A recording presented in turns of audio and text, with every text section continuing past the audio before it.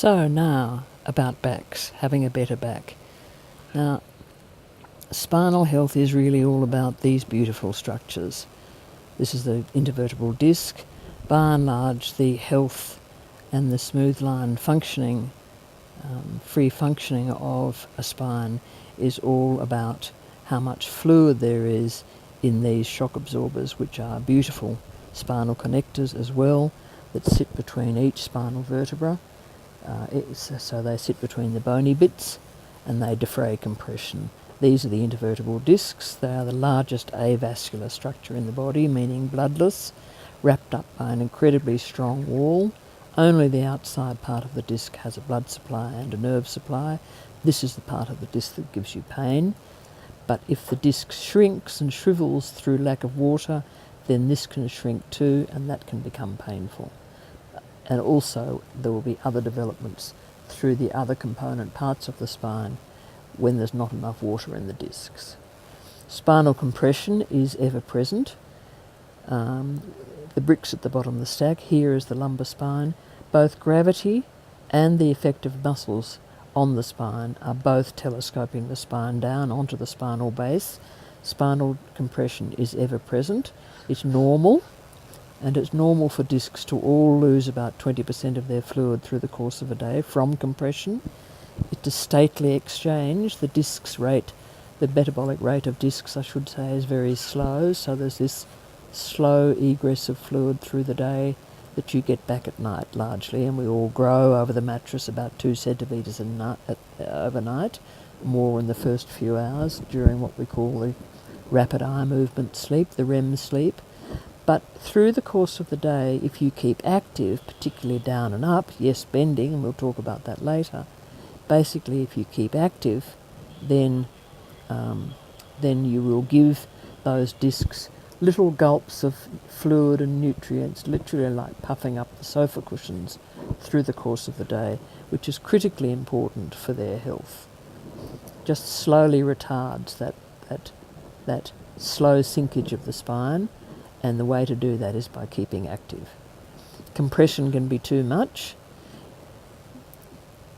Discs deteriorate when both physically and chemically, when they're subjected to unremitting overload, and then we can get this cell-mediated response where the disc just slowly gets thicker and thicker, and we want to get to the point where that does not happen.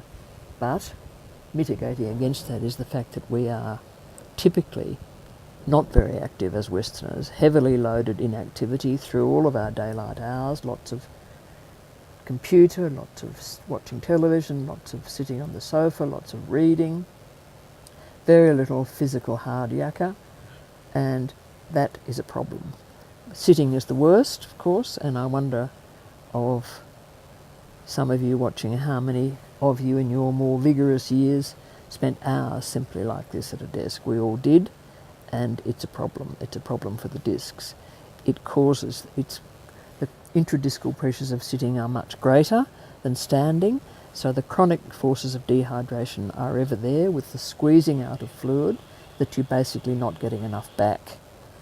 And so there's a slow net loss of fluid from the discs, particularly the ones at the base, where you can get eventual disc thinning, and that can lead to degeneration. And this is ultimate degeneration. Not many people have discs as bad as this. Basically, that's nothing like this beautiful thing, which is a beautiful hydraulic sac, dispersing fluid out in all directions when that fluid is compressed, giving that segment beautiful dynamic stability. This is a completely different kettle of fish. There's no bauble of fluid. It's just basically a spacer of living human gristly junk. You can see that there's clefts here between the wall where blood's crept in, and then where blood goes, nerves can follow. That can be a very painful disc. Not many people are in that category.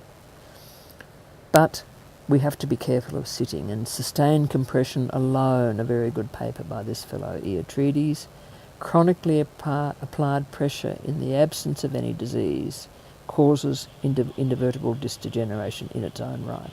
Literally squashing the daylights out of that disc there, those discs. The lower one more, L5 and L4, predominantly affected. The other thing that happens, of course, when you sit a lot is that you get chronic weakness of the pelvic floor, which can lead to incontinence. Again, another one of those silent pandemics, the sale of adult nappies, one of those figures that's hard to believe. So again, we can deal with that if we know what's happening.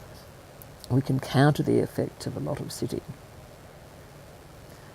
The other thing that happens with sitting is that we get very weak in the tummy, and we particularly get weak in our lower abdominals, below navel level, and that's one of the direct effects of sitting for too long. And again, this is only a young person. Sadly, more and more young people are looking like this these days. And the lower ab switching off is critically important because it's this part of the spine, this musculature, I should say, that supports the lower back, the lumbar spine. And there we go.